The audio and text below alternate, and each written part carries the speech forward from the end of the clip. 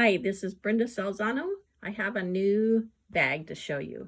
This is a design that I have on 1 fat quarter in Spoonflower under my collections of do-it-yourself cut and sews. And this is a small gift bag.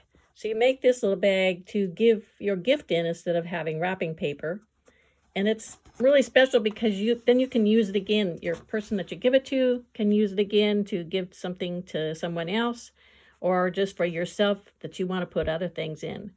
I have done a fancy stitch on one of the sides just to show you that looks really nice on this magenta red part.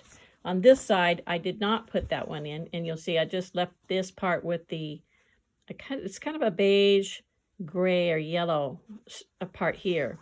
One interesting part is that I didn't see the black lines when you cut it out.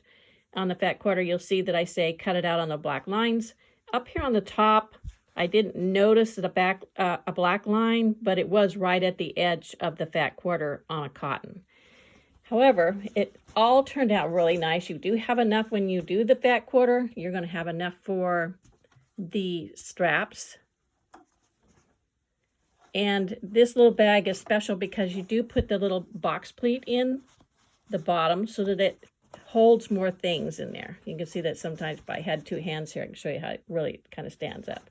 It's not a lined bag, but you do have enough for the two straps and for this little bag to give gifts in. And I think it's very fast and simple to make. I do have a video out that shows how to do the little box pleat. And this has been a really popular design in these new Pantone colors. So I think you'll find it a great new quick and easy gift thing to make the little gift bags or to sew for yourself. You have a good day and a good week, and it's now 2023. Thanks for watching, and we'll talk to you later.